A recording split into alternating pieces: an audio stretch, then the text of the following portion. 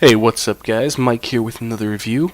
But this time, this isn't a review of a movie or a TV show or anything I did one on a comic book before. No, this time it's of an actual novel, a book. Number 4 in a series, in fact, and that series is A Song of Ice and Fire, which inspired the popular Game of Thrones. And we're talking about number 4, which is A Feast for Crows. So if you are watching Game of Thrones, you don't want to know what happens, you should probably go away now. If you're not caught up with at least book 3, I'll try to limit book 4 spoilers, but anything before that is free game, or anything that I read in the beginning of this book that I think was in the last book, you may want to be warned about. But I'm going to be talking about more just kind of the general how I feel about this book more than what actually happened. Alright, so this book picks up right after the Tyrion escaping, kills Tywin. Like I said, not gonna spoil anything before that. So Tyrion escapes, kills Tywin. Jon Snow is named Lord Commander of the North. And the Iron Islands dude dies. Not Theon, but the dad. And I think that was all what happened before. And Arya had arrived in Braavos. And Sansa had escaped with Peter Baelish. So that's where all our characters are. The problem is, in this book, we don't get anything from Jon Snow, which in the books actually has some personality where it does seem kind of lacking in the show. We don't get anything on Tyrion, because he escaped and he's also like up in the north now. We don't get any Daenerys, who, especially during the latter half of the third book, started to do some really cool stuff when she has her slaves and she says, kill people. We don't get any Bran or Rickon, thankfully, because frankly their story's kind of boring. It's portrayed better in the show because you don't actually have to read it from his point of view. But he's kind of just a whiny kid, and you don't get any of the other northern characters, so you don't know what's happening at the Wall. You don't know what's happening with this. And instead, we get some great characters like Samwell Tarly, the coward, who he's an okay perspective to read from in this book. You can tell that he hasn't found his courage, but he understands what needs to be done, and really, he just hasn't understood that is what courage is. It's not being afraid. It's still doing what you need to do, even if you're not afraid. And he has courage, he just doesn't realize it yet, so he hasn't reached that full potential.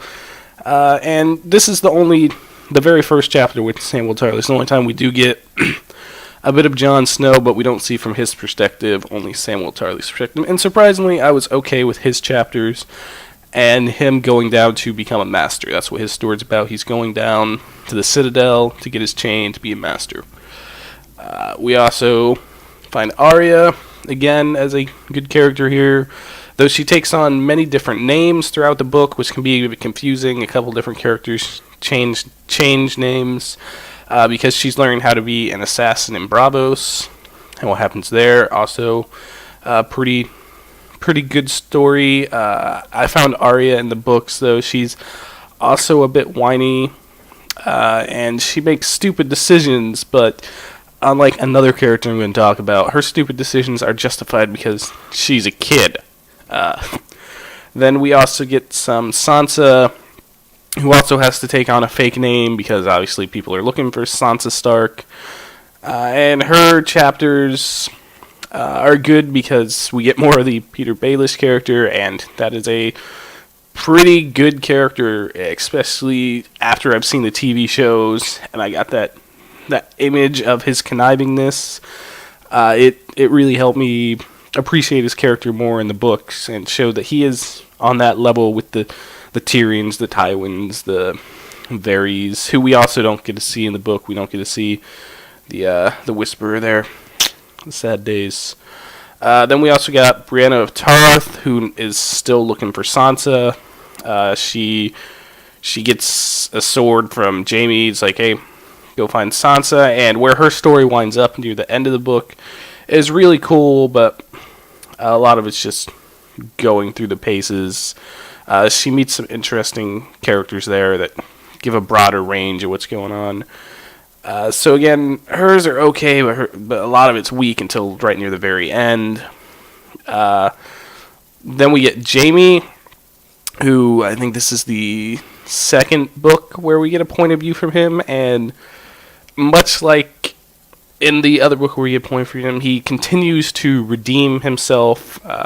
You can tell he's not a bad guy, and you understand why he had to kill the Mad King. Basically, that he's always seduced by Cersei. She's the one that started all this.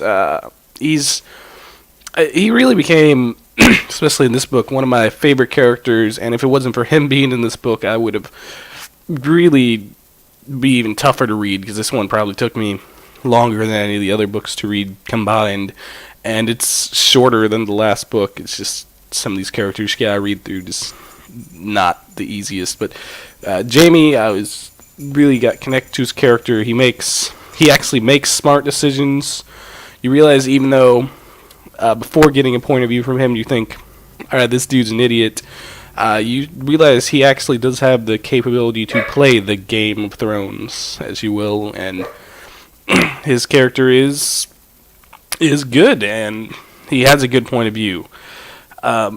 Then we also get to view some of the Iron Islands characters. We get different perspective from the King's brothers, the Greyjoys, and his daughter. And all those chapters are really tough to read through, because I don't really care what happens on the Iron Islands. I don't like Theon Greyjoy, and his family's just as bad, and they're Vikings, which I really should like the Viking storyline, but I just can't connect to any of these guys yet, especially since I only got, I think, one character got 2 chapters out of that, and the rest only had a one-off chapter, so I can't really get connected to any of them. If they would have just gave the princess the power, they'd be better off. We also get to see what's happening in Dorne, which this is actually some really interesting stuff, because they're trying to some of them are trying to take the princess, name her queen, and go to war with the Iron Throne, and then the prince of the place like, no, we're not going to do that. It's a game of betrayal. It's like a miniature Game of Thrones going on inside the big Game of Thrones.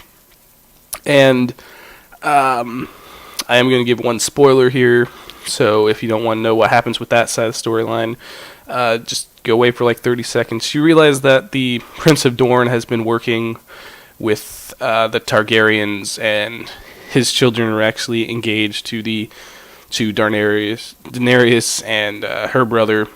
Obviously, her brother's dead now, but it's cool to see that the Targaryens have allies, especially in one of these 7 kingdoms, which is really cool. And then last up, the thing that really made this book tough to read from, and I was surprised, was Cersei's chapters. She is the last main POV character. She probably has a good... I'd say her and Jamie make up about 40 to 50% of the book, each with about half of that, so she makes up a good portion of the book, and the problem with her character is she just makes dumb decisions. I mean, they don't want to give the stereotype of women make bad decisions, because that's not true, but having a Cersei character doesn't help.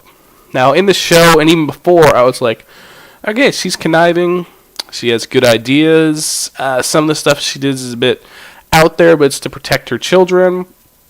But then when you actually learn what she's doing and why she's doing it, her justification for this stuff makes no sense. She's much like how I feel about the Wicked Witch in Once Upon a Time. She's basically fueled by her jealousy that she can't have what men can have. So because of that, she makes everyone suffer.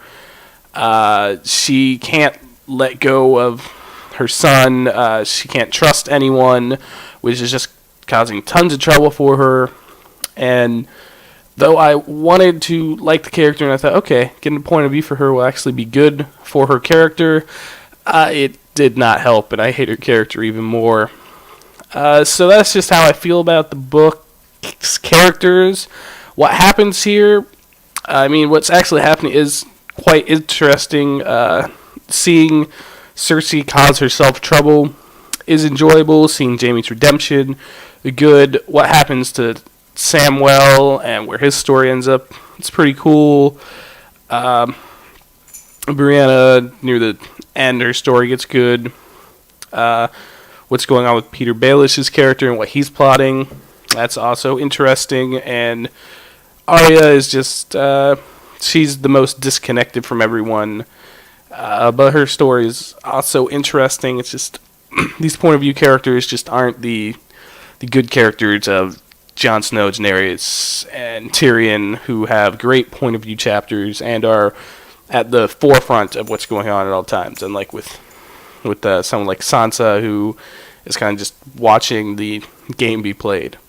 Overall, though, of the whole book, I would still have to give it a B+, though this is the weakest of the 4 books that I've read so far in A Song of Ice and Fire. I'm still psyched to see what's been happening with the other side of the world in the next book, and hopefully by the time I finish that one, the one after that will be out, but I highly doubt that because George R.R. Martin takes a long time to write, and the product he produced says it's okay, but I really want to read all the books soon. Alright, so have you read A Feast for Crows or any of the Song of Ice and Fire? Let me know down below what you think of it. Please like, share, and subscribe. Thank you for watching, and see y'all next time.